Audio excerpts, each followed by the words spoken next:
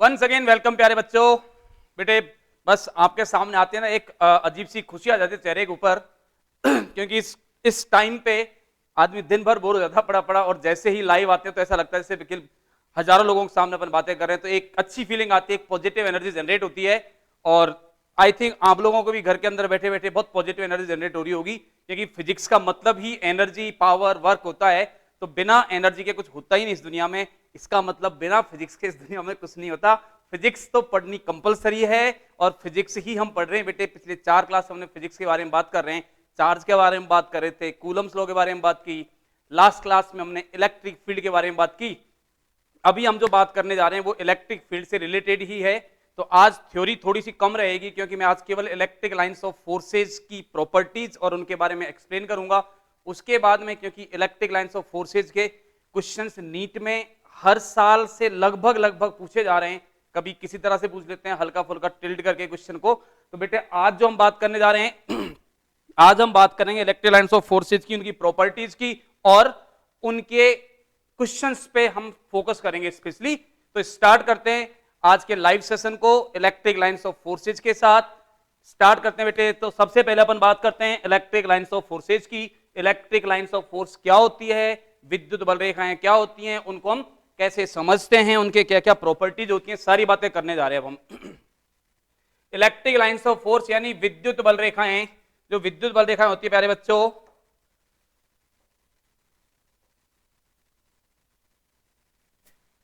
an electric line of force is that imaginary smooth curve drawn in an electric field along which a free isolated unit positive charge moves। ये बोल रहे हैं कि आप ऐसे समझो, मैंने कल की क्लास में जब आपको इलेक्ट्रिक फील्ड को डिफाइन किया था तो उस समय बहुत एक लाइव सा एग्जांपल दिया था। मैं बोल रहा हूं, बिल्कुल बोल रहा हूं, मेरी साउंड प्रोड्यूस हो रही है, ध्वनि उत्पन्न हो रही है, मुझे आसपास 20-30 मीटर तक लोग सुन सकते हैं। हो सकता है बहुत लाउडली बोलूंगा तो 100 मीटर तक लोग सुन पाए, बट ऐसा है नहीं कि 2-3 किलोमीटर दूर भी लोग मुझे सुन रहे होंगे, ऐसा पॉसिबल नहीं है। इसका मतलब क्या है, क्योंकि जो लोग मेरे साउंड के फील्ड में है वो मुझे सुन पा रहे हैं, जो उस फील्ड से बाहर हो गए वो मुझे सुन नहीं पाएंगे। इसका मतलब जब साउंड की बात की तो साउंड के अंदर वेव होती है बेटे, और वो वेव ट्रेवल करती है, तो जहां तक उस वेव की इंटेंसिटी लोगों की रेंज में होती है तब तक लोग सुन पाते हैं, अदरवाइज नहीं सुन पाते। यानी मैं जो समझाना चाह रहा हूं आपको ये समझा रहा हूं कि किसी भी चार्ज के आसपास फील्ड होता है, उस चार्ज के आसपास, अब चार्ज के आसपास फील्ड होता है तो उस फील्ड को हमने कुछ इमेजिनेशन की है, रिप्रेजेंट किया है, उस रिप्रेजेंटेशन को ही हम इलेक्ट्रिक लाइंस ऑफ फोर्स बोलते हैं या इलेक्ट्रिक फील्ड लाइंस बोलते हैं।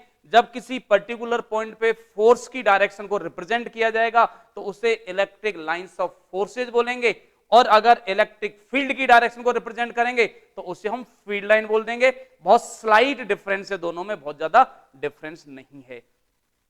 तो इलेक्ट्रिक फील्ड लाइंस की बात कर रहे हैं या इलेक्ट्रिक लाइंस ऑफ फोर्सेस की बात कर रहे हैं। विद्युत बल रेखाएं वे काल्पनिक वक्र होते हैं जिन पर एक मुक्त धनावेश विद्युत क्षेत्र में रखने पर गति करे। जैसे मान लो आपने बेटे एक पॉजिटिव चार्ज लिया, इस पॉजिटिव चार्ज के आसपास यहां पे एक चार्ज रख दिया, तो ये चार्ज कैसे दूर भागने की कोशिश करेगा, तो ये चार्ज जिस पाथ को इनिशियली फॉलो करता है उस पाथ को हम क्या बोल देते हैं, इलेक्ट्रिक लाइंस ऑफ फोर्स बोल देते हैं, राइट।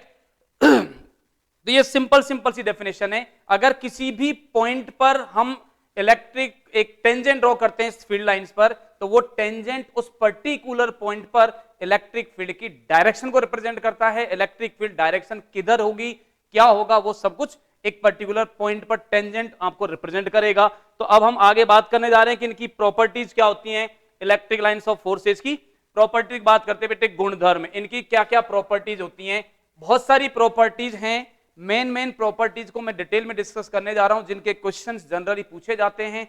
बहुत ज्यादा टफ क्वेश्चन नहीं आते हैं, सारे के सारे क्वेश्चंस ऐसे होते हैं जो हमारी अप्रोच में होते हैं। देखो एक बहुत सिंपल सा कॉन्सेप्ट था, एक मेरा फ्रेंड था वो मुझे बता रहा था कि फिजिक्स ना बहुत बोरिंग सा लगता है हमको, फिजिक्स पढ़ने में मजा नहीं आता। तो मैंने उसको एक बहुत सिंपल से शब्दों में बोला, उसके बाद वो जवाब नहीं दे पाया मुझे। मैंने उससे पूछा भाई कि तुम कब की बात कर रहे हो, ये बोले कि हम जब साथ साथ, हम मेरा फ्रेंड है तो ऑब्वियस सी बात है काफी पहले उसने फिजिक्स पढ़ी होगी। तो मैंने उसको समझाया कि यार देखो फिजिक्स बोरिंग नहीं होता, क्योंकि हमारा तो फिजिक्स में शुरू से इंटरेस्ट रहा है।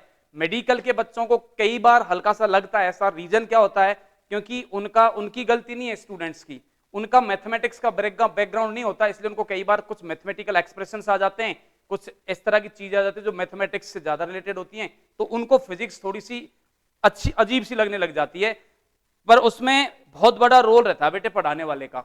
मैं सच बता रहा हूं आपको, अगर फिजिक्स को हम बहुत अच्छे तरीके से पढ़ें, बहुत फनी वे में पढ़ें, तो दुनिया में अगर कोई सब्जेक्ट है जिसमें इंटरेस्ट डेवलप होता है तो वो होता है फिजिक्स। फिजिक्स में सच में बहुत मजा आता है पढ़ने में। आप देखो गौर से, फिजिक्स होती क्या है? फिजिक्स सब कुछ जो हमारे आसपास घटित होता है आप मुझे देख पा रहे हो ड्यू टू फिजिक्स। ऐसा लगता नहीं सर अगर आंखें नहीं होती तो आपकी फिजिक्स को आप रख के चाट लो, हम देख नहीं पाते आपको। ऐसा नहीं है बेटे, आंखों में इमेज नहीं बनती, आपके रिफ्लेक्शन नहीं होता लाइट का, एक ऐसी बॉडी आ जाती है, आपकी आंखें बिल्कुल सही है लेकिन बॉडी ट्रांसपेरेंट है तो आप उसको नहीं देख पाते। इसलिए आंखों के साथ साथ रिफ्लेक्शन और लाइट का इफेक्ट होना भी जरूरी है किसी ऑब्जेक्ट को विजिबल होने के लिए, देखने के लिए। यानी मैं एक जस्ट एग्जांपल दे रहा हूं, हर सब्जेक्ट की अपनी इंपॉर्टेंस होती है, बट फिजिक्स सच में बहुत इंटरेस्टिंग होता है, मुझे बहुत मजा आता है पढ़ाने में और बच्चों को भी मजा आता है पढ़ने में। वापस हम अपने टॉपिक पर आते हैं बेटे, विद्युत बल रेखाओं की बात कर रहे थे हम कि विद्युत बल रेखाओं के क्या क्या गुण होते हैं, क्या क्या उनकी प्रॉपर्टीज होती है। सबसे पहली प्रॉपर्टी लिखी है, electric lines of forces start from A positive charge and and on A negative charge. यहां पे इसको अपन समझते हैं, इस चीज को क्या बोलना चाह रहे हैं, ये बोल रहे हैं कि if there is only positive charge and only negative charge, यानी दो पॉजिटिव, एक पॉजिटिव चार्ज एक नेगेटिव चार्ज है, तो पहले हम केवल सिंगल की बात करते हैं कि एक पॉजिटिव चार्ज है। If there is only positive charge then they starts from positive charge and terminate on infinity. अगर केवल एक धनात्मक आवेश है तो ये बल रेखाएं धनात्मक आवेश से प्रारंभ होती हैं और अनंत पर जाकर समाप्त होती हैं। किस तरह से? ये एक आवेश है, इसको रिप्रेजेंट करना है इसके आसपास के फील्ड को, तो इसके आसपास इस तरह से विद्युत बल रेखाएं बन जाती है बेटे, जिनको हम रिप्रेजेंट करते हैं। इस तरह से लाइंस के थ्रू रिप्रेजेंट किया जाता है उनको। ये इमेजिनरी कर्व हैं। सुनने में बड़ा अजीब लगता है सर, जो चीज है ही नहीं, जिसकी बात कर रहे हैं हम, उसके गुण पढ़ रहे हैं पर वो एग्जिस्ट नहीं करती। बिल्कुल सही बात है बेटे, ये जस्ट समझने के लिए है, इमेजिनेशन है, हमारी एक कल्पना है, कोरी कल्पना, जिसको हम आपके सामने एक्सप्लेन कर रहे हैं। Just imagine.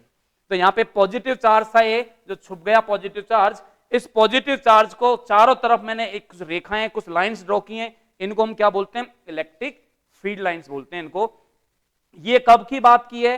जब केवल और केवल पॉजिटिव चार्ज है, केवल एक धनात्मक आवेश है। If there is only positive charge then they starts from charge and terminate on infinity. तो ये इस धनात्मक आवेश से प्रारंभ होती हैं और अनंत पर जाकर समाप्त हो जाती हैं। If there is only negative charge, यदि केवल ऋणात्मक आवेश है, then they start from infinity and terminate on negative charge. If there is only negative charge then they start from infinity and terminate on negative charge. अगर केवल ऋणात्मक आवेश है तो ये अनंत से प्रारंभ होती हैं और ऋणात्मक आवेश पर जाके समाप्त हो जाती है। अब इस पॉइंट पे आते हैं हम। एक पॉजिटिव चार्ज है, एक नेगेटिव चार्ज है। If both the charges are present, positive as well as negative, then they starts from positive charge and terminate on negative charge. They start from positive charge and terminate on negative charge. दोनों charge present हैं बेटे, positive भी है और negative भी है, तो ये पॉजिटिव चार्ज से स्टार्ट होती हैं, नेगेटिव चार्ज पे जाके खत्म हो जाती है, समाप्त हो जाती हैं। इसका मतलब एक और इंपॉर्टेंट प्रॉपर्टी आ गई जिसको अपन आगे डिस्कस करने वाले हैं। आगे लिखा हुआ है no two lines of force can intersect each other, यानी दो बल रेखाएं कभी भी एक दूसरे को इंटरसेक्ट नहीं करती। no two lines never intersect each other। बेटे एक एक पॉइंट बहुत इंपॉर्टेंट है, आप एक एक बिंदु को ध्यान से समझेंगे। इसमें बोला है कि कोई भी दो लाइंस जो होती हैं वो इंटरसेक्ट नहीं करती हैं, एक दूसरे को क्रॉस नहीं करती हैं। ये साइन देके कुछ याद आ रहा है? बहुत पुराना एक हमारे टाइम पे बहुत फेमस सीरियल हुआ करता था, शक्तिमान। उसमें एक वो होते थे जो नेगेटिव रोल प्ले करते थे, तमराज किलविच, वो बोलते थे अंधेरा कायम रहे। तो ऐसा ही साइन क्रॉस का होता है, ये कभी भी इंटरसेक्ट नहीं करती एक दूसरे को। The lines never intersect each other, कभी भी एक दूसरे को क्रॉस नहीं करती। अब बात आती है क्यों नहीं करती सर, इनमें क्या, इनके कोई ऐसा कुछ है क्या, एक दूसरे के जेठ लगते हैं कि जो आपस में क्रॉस नहीं करते, घूंघट करते होंगे एक दूसरे से, ऐसा नहीं है। आगे उसकी एक्सप्लेनेशन लिखिए क्यों नहीं कट करती। अगर सोचो ये कट करेंगी एक दूसरे को, अगर ये कट करती तो at the point of intersection electric field has two directions which is not possible. एक पॉइंट पे वेक्टर क्वांटिटी है उसकी एक ही तो डायरेक्शन होगी, एट ए टाइम एक ही डायरेक्शन होती है, दो डायरेक्शन कैसे हो सकती है। इसका मतलब they never intersect each other because at the point of intersection we can draw two tangent, it means we can show two directions which is not possible practically. यही लिखा हुआ है, no two lines intersect each other if they does so, अगर ये ऐसा करती then at the point of intersection two tangents could be drawn which gives two directions of electric at the same point which is impossible। वही बात आ गई जो मैं आपको समझा रहा था कि अगर ये इंटरसेक्ट करेंगी तो पॉइंट ऑफ इंटरसेक्शन पे इलेक्ट्रिक फील्ड की दो डायरेक्शन हो जाएंगी जो कि संभव नहीं है, इसलिए इंटरसेक्ट नहीं करती। अगली प्रॉपर्टी पे आते हैं, the tangent drawn at any point on the line of force gives the direction of the force acting on a positive charge placed at that point।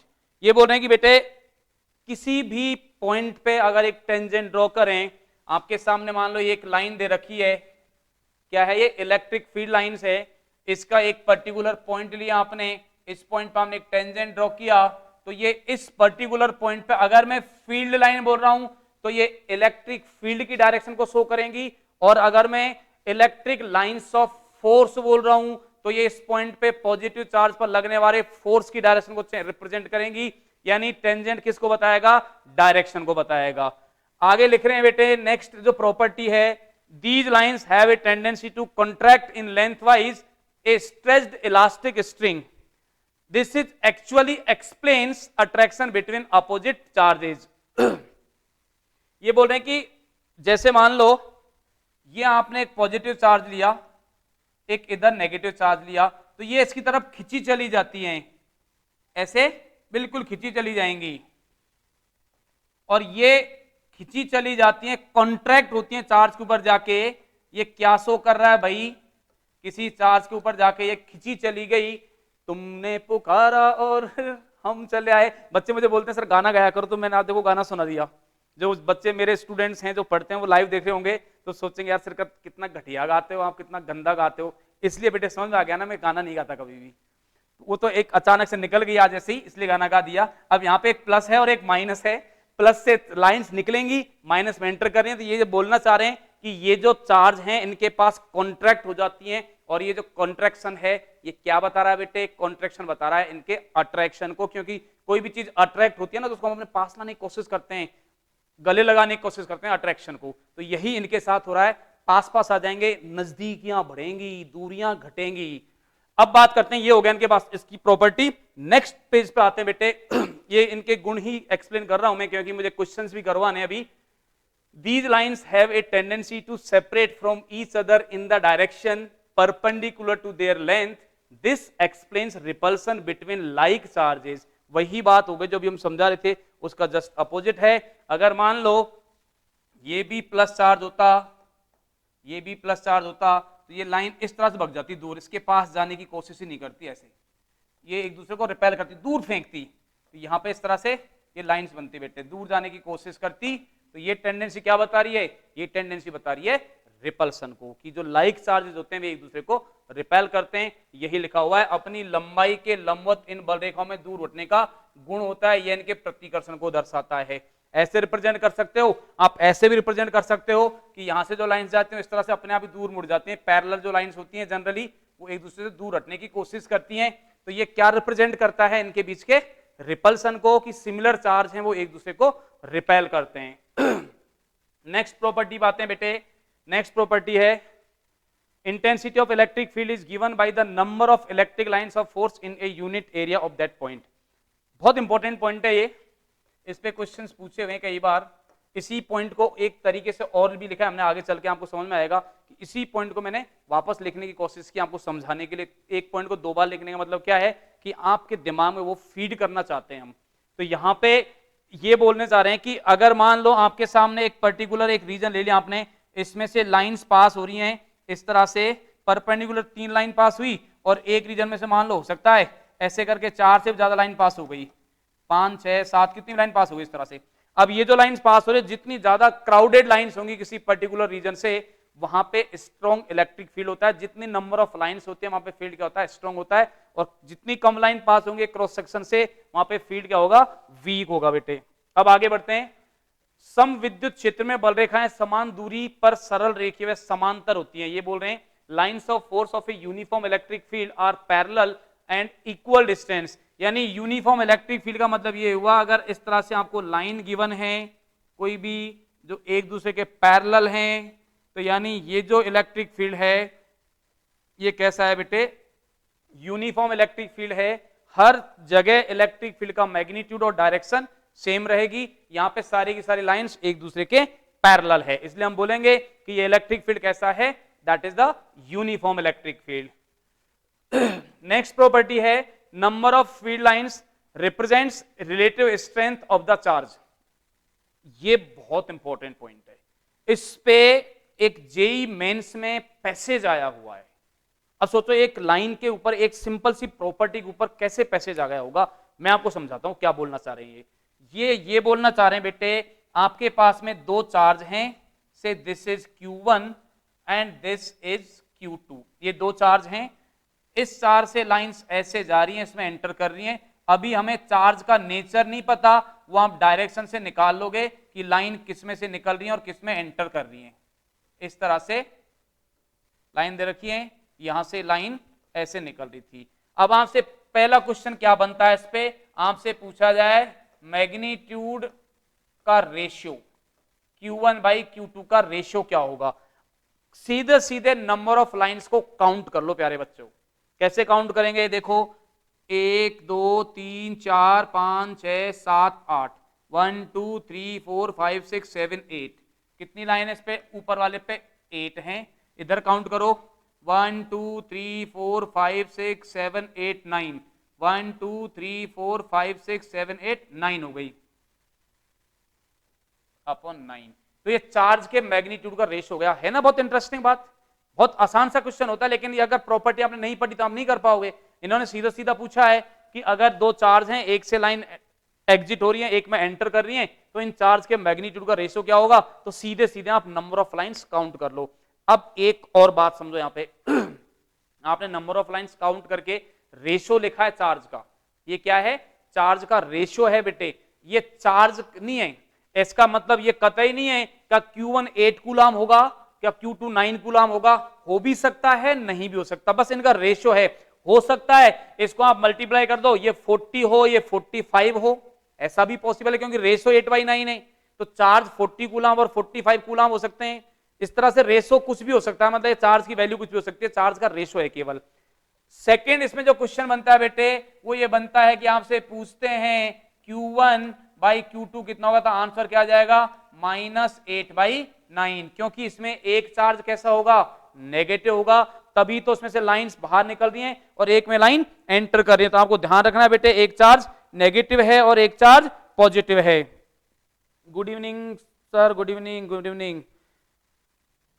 तो बेटे हमको यह समझना है कि कौन सा चार्ज पॉजिटिव है, कौन सा चार्ज नेगेटिव है। आप बिल्कुल अच्छे से समझ पा रहे हो इसको कि कौन सा नेगेटिव होगा, क्योंकि नेगेटिव चार्ज पर अभी कुछ देर पहले हमने बात की है।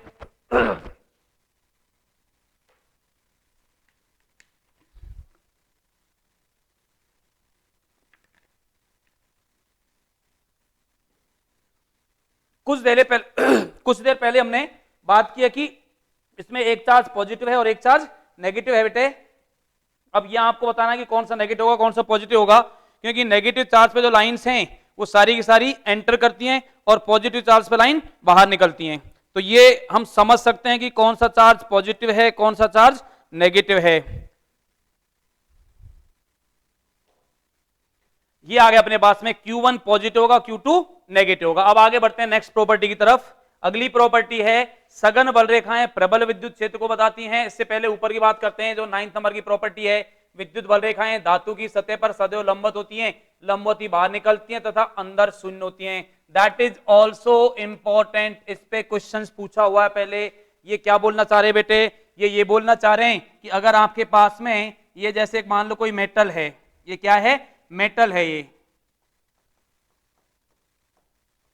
ये मेटल दे रखा है, इस पे जो लाइंस हैं ये बेटे परपेंडिकुलर ही तो एंटर करती हैं इस सरफेस पर, ऐसे परपेंडिकुलर एंटर करेंगी और परपेंडिकुलर ही बाहर निकलती हैं सरफेस से। और सरफेस के अंदर लाइंस कितनी होती हैं, 0 होती हैं। यानी एक मेटल सरफेस है उसमें electric lines of forces perpendicular enter करती हैं, परपेंडिकुलर बाहर निकलती हैं और अंदर 0 होती हैं। Electric lines of forces enters perpendicularly, leaves perpendicularly and inside they are 0. In conductors field lines enters perpendicularly, leaves perpendicularly and inside they are 0. अंदर ये 0 होती हैं। इस पे जो क्वेश्चन आया था वो मैं समझा रहा हूं आपको। इस तरह के क्वेश्चन आया था बेटे, ऐसे एक मेटल स्फीयर दिया था और इस तरह की 3 लाइन गिवन थी। आगे जाके उस क्वेश्चन को हम डिस्कस करेंगे। ऐसे करके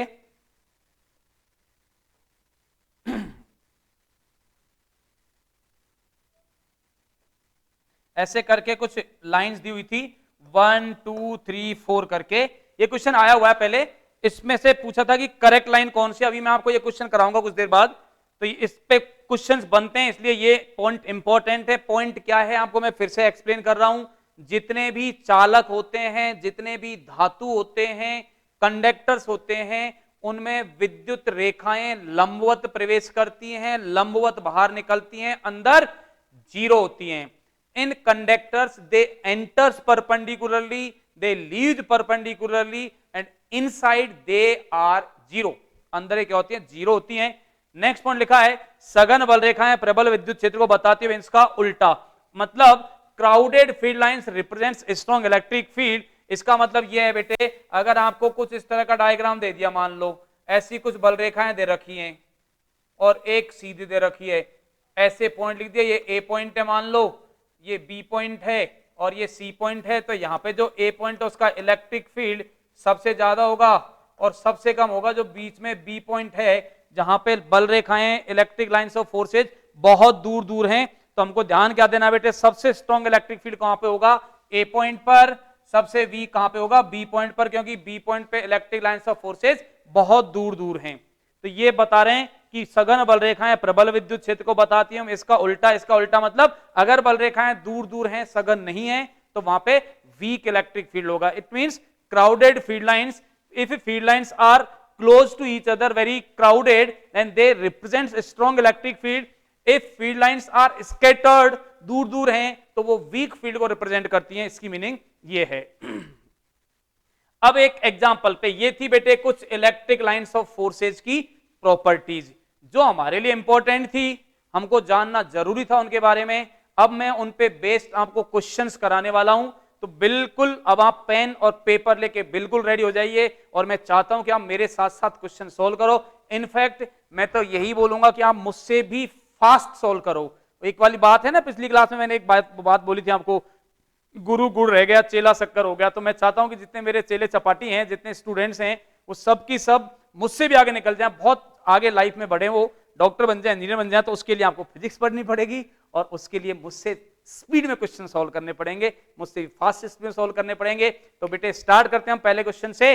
पहला क्वेश्चन ये रहा आपके सामने, यहाँ पे इलेक्ट्रिक फील्ड लाइंस दे रखी है, आपको एरो रिप्रेजेंट किया हुआ है, पॉइंट दिए हुए हैं। एक पॉइंट है ये ए, एक इधर पॉइंट दे रखा है बी और एक पॉइंट यहाँ पे दे दिया अलग से सी। अब आपसे पूछ रहे हैं ए, बी और सी पॉइंट के बारे में क्या आपकी राय है। कुछ बच्चों के आंसर आ भी गए हैं, बिल्कुल बी ऑप्शन है, ये ऑप्शन है, सबके ऑप्शंस आए जा रहे हैं धड़ाधड़, वेरी गुड। अब बेटे सबसे पहले देखते हैं, देखो बिल्कुल पास पास लाइंस कहां पर हैं, बिल्कुल लाइंस जहां पास पास सबसे ज्यादा पास हैं ए पॉइंट पर, यानी सबसे ज्यादा स्ट्रॉन्ग इलेक्ट्रिक फील्ड ए का होगा, ये तो कंफर्म हो गया। ए पॉइंट का इलेक्ट्रिक फील्ड सबसे ज्यादा होगा, सबसे स्ट्रॉन्ग होगा। उसके बाद में एक के जैसे जैसे आप दूर जा रहे हो, फील्ड के बीच में सेपरेशन बढ़ता जा रहा है, तो इसके बाद आएगा बी पॉइंट जहां पर इलेक्ट्रिक फील्ड लाइंस हैं। सी सबसे चौड़ा फील्ड लाइंस, यहां पे सबसे दूर दूर फील्ड लाइंस हैं, तो यानी जो सी पॉइंट है यहां पे इलेक्ट्रिक फील्ड सबसे वीक होगा। तो आंसर आ जाएगा अपने पास में ये, और बी जो सबसे पहले मेरे इसमें स्क्रीन पर आया था संजू का करेक्ट आंसर था बेटे, बिल्कुल। और मैं चाहता हूं कि ऐसे ही आप लोग आंसर दो, नेक्स्ट क्वेश्चन पे चलते हैं। ये क्वेश्चन समझ में आ गया, मेरे हिसाब से कठिन क्वेश्चन नहीं था, स्ट्रेट फॉरवर्ड प्रॉपर्टी पे बेस्ड था, सारे क्वेश्चंस प्रॉपर्टी बेस्ड आएंगे। अभी और भी क्वेश्चंस करेंगे हम। नेक्स्ट क्वेश्चन में आते हैं अपन। देखो अभी मैं कुछ देर पहले बोल रहा था आपको, धातु का बना छोटा गोला एक समांगी विद्युत क्षेत्र में रखा हुआ है, चित्र में दिखाई गई बल रेखाओं में से सही बल रेखा है। A metal sphere is placed in an uniform electric field, which one is a correct electric line of force. इनमें से कौन सी करेक्ट लाइन ऑफ फोर्स को रिप्रेजेंट करता है, कौन सा डायग्राम सही इलेक्ट्रिक लाइंस ऑफ फोर्स को रिप्रेजेंट करता है, वो हमें बताना है बेटे, इनमें से कौन सा सही होगा। आपके सामने डायग्राम बना हुआ है, जल्दी से देखो सबसे पहले किसका आंसर आता है इस बार। अभी तक आंसर नहीं आया किसी का भी, संजू का आंसर आया है, फिर से फर्स्ट ऑप्शन आ रहा है इसका, और बाकी मोनिका का 4 आया है, फिर आया है डी, उसके बाद में भी 4 आया है।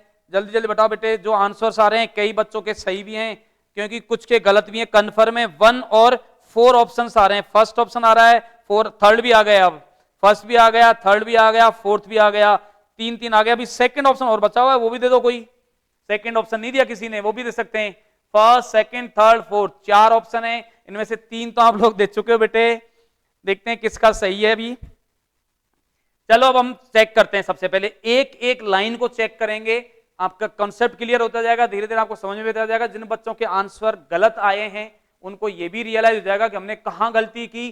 तो बेटे अपनी मिस्टेक्स को आइडेंटिफाई करना, कहां गलती की। सबसे पहले फर्स्ट पे ही चलते हैं हम। फर्स्ट क्या करेक्ट है, कई सारे बच्चों का आंसर फर्स्ट आया हुआ है, अब फोर्थ आया जा रहा, लगातार 3 भी आ रहा है। तो सबसे पहले फर्स्ट को देखते हैं अपन, फर्स्ट करेक्ट है या इनकरेक्ट है बेटे, इसको देखते हैं। सबसे पहले फर्स्ट लाइन को देखो गौर से, यहां पे एंटर कर रही है, यहां से बाहर निकल रही है, अंदर 0 है, अंदर 0 है, यहां तक तो ठीक है। लेकिन कुछ देर पहले ही हमने डिस्कस किया था electric lines of forces enters perpendicularly, पर बेटे ये तो परपेंडिकुलर एंटर नहीं कर रही, ये परपेंडिकुलर एंटर करती। सर्कल में क्या होता है, स्फीयर में क्या होता है, कोई भी अगर सरफेस पे परपेंडिकुलर एंटर करता है तो उसकी मीटिंग सेंटर पे होती है, यानी वो सेंटर पे जाके मीट करना चाहिए। क्या इसको हम आगे बढ़ाएंगे तो बेटे क्या सेंटर पे आएगा कि नहीं आएगा, यानी अगर ये ऐसा कुछ होता है, यूं टर्न होके यूं एंटर करता तो शायद ये सेंटर पे होके ऐसे हम मान सकते थे कि ऐसे शायद कोई लाइन निकल सकती थी, इस तरह से ऐसा हो सकता था। ये अंदर डॉटेड दिखाई, मतलब अंदर नहीं है, तो यहां पे इस तरह से कोई एंटर करता तो शायद से हम बोल सकते थे कि ये परपेंडिकुलर है, राइट। इसका मतलब ये फर्स्ट गलत हो गया बेटे। संजू बेटे आप देखो, आपका आंसर सबसे पहले आया था बट रॉन्ग था, तो ये फर्स्ट वाला गलत हो गया। अब आते हैं सेकंड के ऊपर हम। सेकंड तो बिल्कुल सबको दिख रहा है, अंदर इलेक्ट्रिक फील्ड लाइंस होती ही नहीं है, 0 होती हैं, और ये भाई साहब तो लगातार कंटिन्यूअस अंदर जाए जा रहे हैं, तो ये भी गलत हो गई। अरे प्यारे बच्चों, थर्ड भी गलत है वैसे ही, क्योंकि ये भी अंदर एंटर कर गई। इसका मतलब 3 भी रॉन्ग आंसर हो गया। अब तो अपने आप ही आंसर आ गया, फर्स्ट रॉन्ग है, सेकंड रॉन्ग है, थर्ड रॉन्ग है, एक ही ऑप्शन बच गया फोर्थ। लेकिन फिर भी हम फोर्थ को समझते हैं। मैंने देखो ऊपर डायग्राम बनाया है, ऐसा ही डायग्राम ऊपर जो बनाया है यही तो बन रहा है नीचे। आप गौर से देखो, इसको अगर हम आगे बढ़ाएंगे इस डायग्राम को, तो बेटे ये इस तरह से है, यानी ये सेंटर पे जाके मीट कर रहा है। देखो गौर से आप, तो ये जो लाइन है सेंटर पे जाके मीट कर रही है, इसलिए फोर्थ बिल्कुल करेक्ट है। तो अब हम ध्यान रखेंगे, अब बिल्कुल सबका फोर्थ आ गया। मुझे पता था कि आप लोग सब होशियार बच्चे हो, कई बार हल्का फुल्का हो जाती है मिस्टेक, बट कोई बात नहीं बेटे, हल्की फुल्की मिस्टेक का कोई बहुत बड़ा इश्यू नहीं है। बट यह है कि हमें अपनी मिस्टेक से सीखना है, हमने क्या गलती की। अब अगर ऐसा क्वेश्चन आएगा तो आई होप आप दोबारा गलत नहीं करोगे। क्वेश्चन गलत हो जाता है, बड़ी बात नहीं है, बट हमें उस गलती से सीखना जरूर है कि हाँ मैंने ये मिस्टेक की। और इस क्वेश्चन में ज्यादातर बच्चों की सिली मिस्टेक्स ही होती हैं, प्रॉपर्टी आपको पता होती है, तो सिली मिस्टेक्स से हमको सीखना है बेटे, सिली मिस्टेक्स नहीं करनी है। अगले क्वेश्चन की तरफ बढ़ते हैं। यहां पे लिखा हुआ है, a charge particle is free to move in electric field, will it always move along the electric lines of force. बहुत बढ़िया क्वेश्चन है, ऑप्शन नहीं दिया, दे देता हूं मैं 2 ऑप्शन। आप भी क्या याद रखोगे कि किस दिलदार मास्टर से पाला पड़ा था, ऑप्शन दे दिया, नहीं थे फिर भी। चलो ऑप्शन देता हूं मैं। पहला ऑप्शन है यस, दूसरा ऑप्शन है नो, तीसरा ऑप्शन है कभी हां कभी ना। कभी हां कभी ना, मतलब समटाइम्स यस समटाइम्स नो। तो थर्ड ऑप्शन है बेटे उसकी बात करें अपन, सी ऑप्शन दे दिया आपको, मे बी यस और नो। डी बोल सकते हैं हम, कुछ कह नहीं सकते भाई, कुछ समझ में नहीं आ रहा, नन ऑफ दीज। इसमें से क्या आंसर आ सकता है, क्या ऑप्शन हो सकता है, ये आप बताओगे मुझे, मैं वेट कर रहा हूं। आंसर आ रहा है मनीषा यादव नो, अंजना नो, अरे बाप रे सब no no no no no. अब बेटे कोई जल्दी से मुझे मैसेज बॉक्स में ये भी लिख के दे दो कि नो क्यों होगा, एक्सप्लेनेशन दे दो, क्योंकि आप मुझे पता है आप लोग यस नो बोलने में बहुत एक्सपर्ट हो, बट नो क्यों होगा ये कोई समझा मुझे। अच्छा सी भी आया एक आंसर, एक बच्चे का आंसर सी भी आया है, और सी ऐसे नहीं आया, सी लगातार आया, सी सी सी सी सी सी सी सी बहुत बड़ा सी आ गया इसका। तो मुझे आंसर एक यस भी आया है आंसर, जिसका जो भी आ रहा है बेटे एक्सप्लेनेशन के साथ बताएगा कि यस इसलिए है और नो इसलिए है, क्या रीजन है यस बोलने का आपका और क्या रीजन है नो बोलने का, जल्दी से बताएं। यस अगर यस है तो क्यों है यस, और नो है तो क्यों है नो। भाई लिखो, टाइप करो एक्सप्लेन, एक्सप्लेन द आंसर।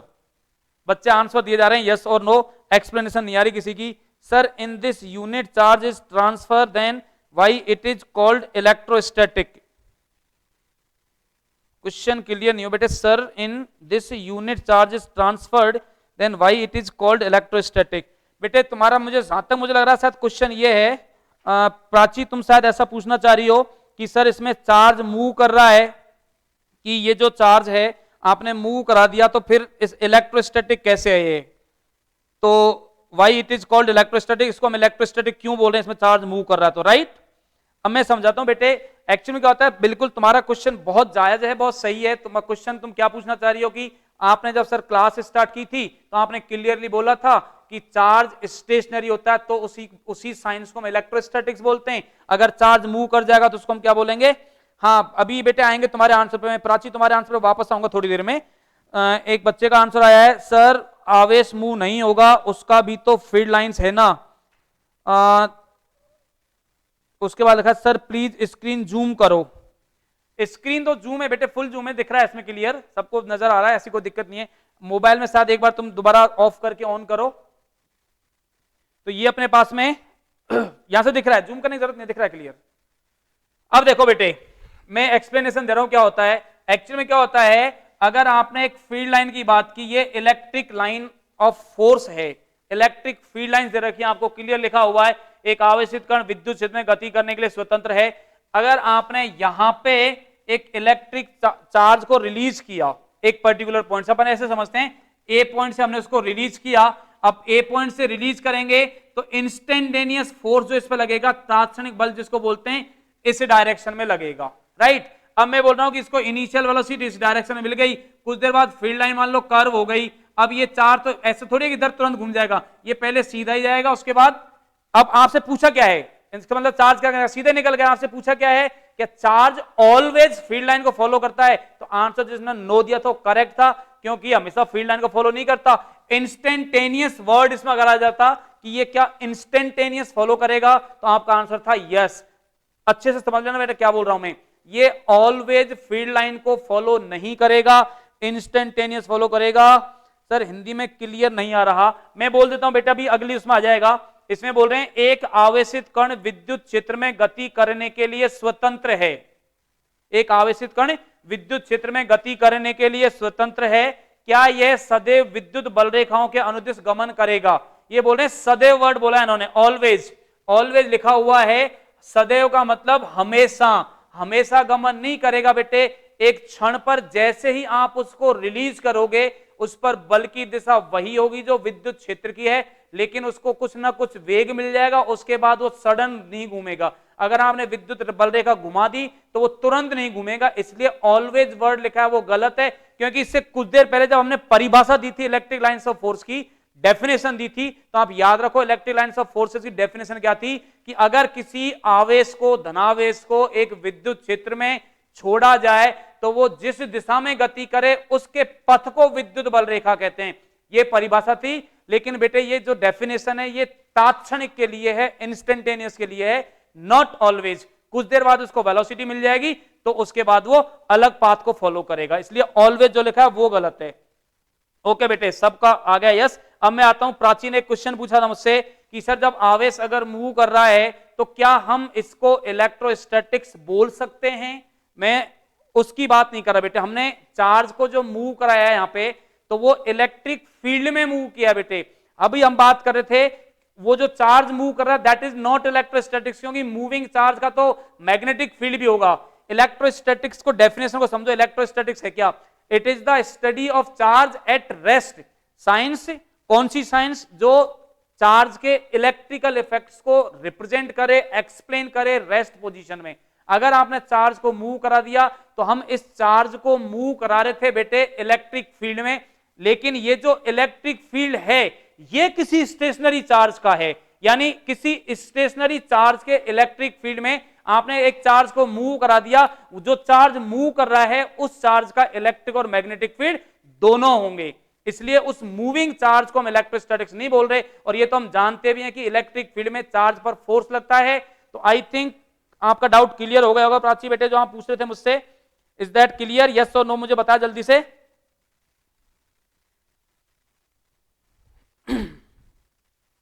तो मैं जो समझा रहा था शायद वो क्लियर होगा। ओके बेटे, यही मैं समझा रहा था कि चार्ज मूव करेगा तो फिर वो इलेक्ट्रोडायनामिक्स आ जाएगा, फिर उसमें मैग्नेटिक फील्ड आ जाएंगे उसके। ये मैंने कुछ एग्जांपल्स लिए थे। अब एक एग्जांपल है जो मैं आपको समझाना चाह रहा था, वो एग्जांपल क्या है? आया हुआ क्वेश्चन है, 2001 में आया है, एक बहुत प्रेस्टिजियस एग्जाम होती है, अपने आईआईटी की एग्जाम होती है, उसके बाद एम्स में आया हुआ क्वेश्चन, और अब अगला टर्न नीट में ही आने का इसका क्वेश्चन का। तो आप बेटे मुझे बताओगे कि कौन सा डायग्राम सही होगा। क्वेश्चन क्या है? हमारे पास में तीन आइडेंटिकल चार्ज हैं, तीन आइडेंटिकल चार्ज हैं, सिमिलर चार्ज हैं, तीनों पॉजिटिव हैं, तीनों चार्ज एक इक्विलेटरल ट्रायंगल के तीन कोनों पर रखे हैं, समबाहु त्रिभुज के तीन कोनों पर रखे गए हैं। अब आपसे पूछा है कि उसके लिए ये मैं डायग्राम दे रहा हूं पहले, ये एक डायग्राम है हमारे पास में इक्विलेटरल ट्रायंगल का, इसके तीनों कोनों पर Q, Q और Q चार्ज रखे हुए हैं। कैसा ट्रायंगल है ये? इक्विलेटरल ट्रायंगल है जिसकी तीनों साइड्स इक्वल हैं, तीनों कॉर्नर पर तीन चार्ज रखे हुए हैं। अब आपसे पूछा है which diagram represents correct electric field lines, इनमें से कौन सा डायग्राम सही विद्युत बल रेखाओं को दर्शाएगा। अब मैं आपके चार ऑप्शन बना रहा हूं, आपको उनमें से टिक करके मुझे आंसर बताना है बेटे, कौन सा आंसर सही होगा।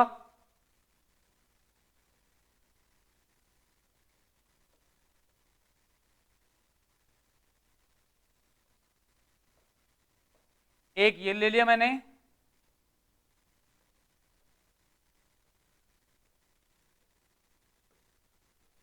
एक ये ले लिया,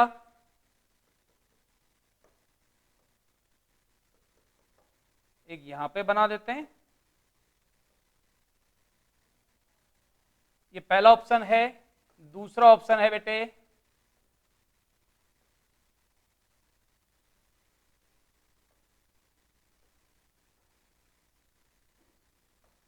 ये बी ऑप्शन हो गया। सी ऑप्शन आपके पास में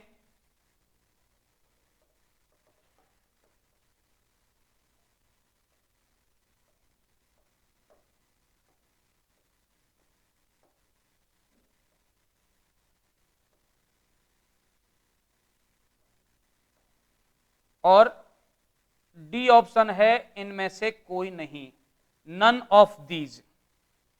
तो आपको करेक्ट आंसर बताना बेटे मुझे, आपके सामने मैंने लिख दिए हैं, बिल्कुल डायग्राम बनाए हुए हैं। इस क्वेश्चन को जो बच्चा सही सॉल्व करेगा मैं बिल्कुल समझ जाऊंगा उसने बहुत एक एक चीज को बहुत बारीकी से सुना है, इसमें इस लेक्चर में मेरे एक एक चीज को बहुत बारीकी से समझा उसने। बेटे मैं आपके आंसर का वेट कर रहा हूं कि कितने लोग सही आंसर दे रहे हैं। मनीषा का आंसर आया सबसे पहले, मनीषा यादव ए। संजू का भी आंसर ए आया है। संजू बेटे तुम तो पिटने का काम कर रहे हो, तुम्हारे आंसर हर बार उल्टे पुल्टे आ रहे हो, तुम सोच के आंसर नहीं दे रही हो, जल्दी से सोचो दोबारा और करेक्ट आंसर दो। आंसर आपका सही हो, देखो सब धड़ाधड़ ए दिए जा रहे हैं। भेड़चाल एक होती है ना, भेड़चाल उसी की तरह चल रहे हैं सब लोग, ए ए ए ए ए, सबका आंसर ए आ रहा है, सब बड़े वाले हैं एकदम, सबका आंसर ए आया। फिर से मैं आपको मौका बोल रहा हूं बेटे, मौका दे रहा हूं आपको कि फिर से सोचो एक बार और मुझे आंसर बताओ क्या आंसर आ रहा है आपका। सबका ए आंसर आ रहा है। चलो मैं अभी आपके सामने बोलता हूं कि A is the wrong answer, A wrong है, सारे बच्चों ने आंसर दिया है, तो मुझे बड़ी हैरानी हो रही है कि बिल्कुल सब बहुत बड़े वाले खालिस्तान बैठे सामने, एक भी दिमाग नहीं लगा रहा कि भाई इसका आंसर ए कैसे आएगा, बी कैसे आएगा, सी आएगा, डी आएगा। मैंने अभी आपके सामने बोला कि ए इज द रॉन्ग, अब देखो बी पे आ गए, तुरंत डी पे आ गए, अब डी पे आ गए, कुछ बी पे आ गए, कुछ सी पे भी आ गए हैं। इतनी जल्दी तो बेटा नेता भी रंग नहीं बदलते हैं आप लोगों की तरह, जितना जल्दी आप लोग रंग बदल रहे हो। दिमाग लगाओ, भगवान ने भेजा दे के भेजा है, उस भेजे में बहुत कुछ भेजा है, सोचो। अब मैं बताता हूं फर्स्ट आंसर गलत क्यों है, ध्यान से सुनना बेटे, कि फर्स्ट आंसर का रॉन्ग होने का रीजन क्या है। फर्स्ट आंसर का रॉन्ग होने का रीजन ये है, कुछ देर पहले ऐसा करते अपन फ्लैशबैक में चलते हैं, थोड़ा सा किस में चलते हैं, फ्लैशबैक में। अब फ्लैशबैक में चलेंगे तो हमको एक चीज समझ में आएगी, मैंने कुछ देर पहले बताया था कि नंबर ऑफ लाइंस होती हैं वो चार्ज की रिलेटिव स्ट्रेंथ को बताती हैं। अभी क्वेश्चन क्या है आपके सामने, तीनों चार्ज इक्वल हैं, ये भी क्यू है, ये भी क्यू है और ये भी क्यू है, तो क्या नंबर ऑफ लाइंस जो होंगी निकलने वाली क्या इक्वल नहीं होंगी, क्या नंबर ऑफ लाइंस इक्वल होनी चाहिए अगर चार्ज का मैग्नीट्यूड सेम है तो। काउंट करना जरा लाइंस बेटे, 1 2 3 4 5, 1 2 3 4 5 6 7, 1 2 3 4 5, दो चार से तो 5 लाइन निकल रही हैं और एक से 7 लाइन निकल रही हैं। जब चार्ज अगर सेम है सारे के सारे तो नंबर ऑफ लाइंस भी सेम होनी चाहिए। अब मन कर रहा होगा खुद को थप्पड़ मारने का, मार लो बेटे, इससे अच्छा मौका नहीं मिलेगा आपको खुद को मारने का, क्योंकि ये क्वेश्चन गलत नहीं होता किसी से भी। आपने गलत किया है तो इसका मतलब आप सिली मिस्टेक्स कर रहे हो, आप फास्ट कर रहे हो क्वेश्चन, आप में होड़ मची हुई है कि सबसे पहले मैं आंसर दूं, सबसे पहले मैं आंसर दूं। प्यारे बच्चों, हमको पहले नहीं देना, हमको करेक्ट आंसर देना है, सही आंसर देना है।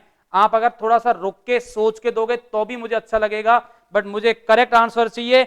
आई थिंक अब आपको क्लियर हो गया होगा। अब डी आ रहे हैं, धड़ाधड़ आ रहे हैं डी। नो सर, क्लियर नहीं हुआ अभी भी, मैं समझाता हूं। मैंने देखो अभी कुछ देर पहले आपको बताया था कि एक चार्ज से जितनी लाइंस निकलती हैं वो चार्ज की रिलेटिव स्ट्रेंथ को बताती है। ऐसा करो बेटे, मैंने एक क्वेश्चन कराया था, एक एग्जांपल दिया था आपको, जैसे Q1 चार्ज लिखा था, एक Q2 लिखा था, तो शायद Q1 Q2 इसको मैंने 8/9 ऐसा करके कुछ एग्जांपल समझा था कुछ देर पहले अभी इसी क्लास में। आप थोड़ा सा फ्लैशबैक में जाओगे समझ में आएगा आपको, अगर आप क्लास में थे तो। उससे मैंने समझा था, वहां पर मैंने नंबर ऑफ लाइंस काउंट की थी। नंबर ऑफ लाइंस का जो रेशो होता था वो उसकी चार्ज की रिलेटिव स्ट्रेंथ को बताता था। यहां पे अगर तीनों चार्ज इक्वल हैं बेटे, ये भी क्यू है, ये भी क्यू है, ये भी क्यू है, क्या तीनों चार्ज से same line number of lines नहीं निकलेंगी? जो आउटवर्ड लाइंस हैं सारी की सारी सेम होनी चाहिए। आपने केवल डायग्राम देखा, हां सर ये रिपल्सन भी लग रहा है, पॉजिटिव चार्ज है, लाइंस बाहर भी निकल रही हैं, लेकिन प्यारे बच्चों ये सोचो बेटे, चार्ज अगर तीनों सेम हैं तो नंबर ऑफ लाइंस भी सेम होनी चाहिए। देखो गौर से, इस पे लाइन कितनी है? 5, 1 2 3 4 5, इस पे भी 5 है, इस पे 7 हैं इस वाले डायग्राम में। नंबर ऑफ लाइंस 7 हो गई, जबकि नंबर ऑफ लाइंस कितनी होनी चाहिए टोटल? हर एक की या तो 7 7 होती, या 5 5 होती, या 6 6 होती, यानी जो भी होती इक्वल होती। इसमें नंबर ऑफ लाइंस इक्वल नहीं है, इसलिए ये क्वेश्चन का गलत हो गया पूरा की पूरा। करेक्ट आंसर क्या हुआ बेटे? नन ऑफ दीज, इनमें से कोई भी नहीं। Is that clear? अब आपको लग रहा होगा यार मास्टर ना बड़ा चालाक सा है, ऐसी ऐसी मिस्टेक्स करता है क्वेश्चन में, पकड़ में ही नहीं आती। बिल्कुल ये बेटे मैंने चालाकी की थी, मैं जस्ट आपको चेक करना चाह रहा था कि आप कितना सिंसियरली चीजों को समझ रहे हो, कितना आप अटेंटिवली आंसर करते हो। सर हो गया, बिल्कुल अब हो गया, सबका हो गया, अब तो पक्का आंसर आ जाएगा सबको। और मैं 100% श्योर हूं बेटे कि अगर ऐसा क्वेश्चन दोबारा आएगा तो अब आप गलत नहीं करोगे। भले ही इस क्वेश्चन हमने 5 से 7 मिनट लगाए, लेकिन आपके कॉन्सेप्ट बहुत क्लियर हो गए, क्योंकि ऐसा क्वेश्चन अब दोबारा आ गया तो मेरे हिसाब से गलत नहीं होना चाहिए, अगर किसी बच्चे ने ध्यान दिया तो। क्योंकि आपको खुद को महसूस हो रहा होगा कि हाँ सर हमने सिली मिस्टेक की, सिली मिस्टेक हमसे नहीं होनी चाहिए थी, क्वेश्चन हमारी अप्रोच में था, हम कर सकते थे, सब कुछ हमको पता था इसके बारे में, सिर्फ और सिर्फ जल्दी करने के चक्कर में थोड़ी सी गड़बड़ हो गई। ऐसा ही बेटे हमसे एग्जाम में होता है, ऐसा ही एग्जाम में भी हम क्या ऐसे घोड़े पे सवार हो जाते हैं, टगड़क टगड़क टगड़क टगड़क चलते रहते हैं, उस घोड़े के ब्रेक ही नहीं लगते कभी भी, और जब तक ब्रेक लगते हैं तब तक टाइम हो चुका होता है। इसलिए आप ऐसे घोड़े पे सवार मत हो, ब्रेक लगाना सीखो, क्वेश्चन को पढ़ो, समझो और उसके बाद अप्लाई करो कि हाँ ये क्वेश्चन ये बोलना चाह रहा है, अब मेरे हिसाब से ऐसा क्वेश्चन आएगा तो अब आप गलत नहीं करोगे। तो ये बेटे आज हमने जो बात की थी, क्वेश्चंस की बात की थी, कुछ मैंने इलेक्ट्रिक लाइंस ऑफ फोर्सेस के बारे में समझाया आपको, उनकी प्रॉपर्टीज को एक्सप्लेन किया, क्या क्या कैसे वो इंटरसेक्ट करती हैं। अब इसमें देखो एक और क्वेश्चन है जो अभी अभी जस्ट मेरे दिमाग में आया है कि वो एक्स्ट्रा इंफॉर्मेशन मांगता है। सिंपल सा क्वेश्चन दे रहा हूं मैं, उसमें एक्स्ट्रा इंफॉर्मेशन मांग रहे हैं उस क्वेश्चन में, वो आपको बतानी है। एक क्वेश्चन आया हुआ है, एक ऐसा डायग्राम दिया हुआ था, इस तरह का एक डायग्राम था और इसमें बेटे एक एरो लगाया हुआ था, एक डायग्राम था और एक एरो लगाया हुआ था और ये पूछा था दिस डायग्राम में रिप्रेजेंट, दिस डायग्राम में रिप्रेजेंट्स।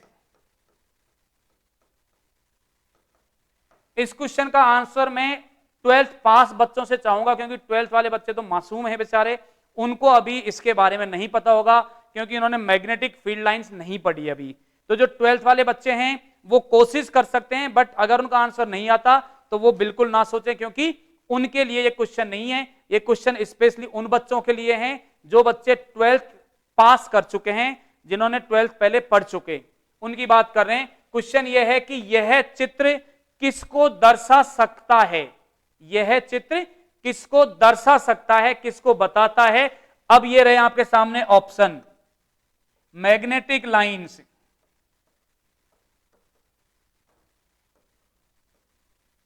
दूसरा ऑप्शन है electric field lines, electric lines, और तीसरा ऑप्शन है बेटे बोथ, दोनों को, और लास्ट ऑप्शन है नन ऑफ दीज, इनमें से कोई नहीं। इसका आंसर क्या होना चाहिए? अब बिल्कुल ऐसे घोड़े पे सवार नहीं हो गए जिसके ब्रेक नहीं लग रहे, उन बच्चों की बात कर रहा हूं स्पेशली जो बेटे 12th पास कर चुके हैं, वो बच्चे मुझे सही जवाब दें। मैं वेट कर रहा हूं आपके जवाब का। ये बहुत अच्छा क्वेश्चन है। हाँ बेटे बिल्कुल, जय एपीएस, जय वीपीएस, सबकी जय हो, हिंदुस्तान की जय हो, आप सबकी जय हो। बस आंसर जल्दी से दे दो तो फिर आंसर की भी जय हो, और लास्ट में हम पूर्ण आहुति देंगे इस क्लास को। जल्दी से 2 मिनट बचे हुए हैं, फिर हम स्वाहा बोल देंगे क्लास के लिए। आप जल्दी से मुझे इस क्वेश्चन का आंसर बताओ बेटे, बहुत जल्दी से वेट कर रहा हूं मैं।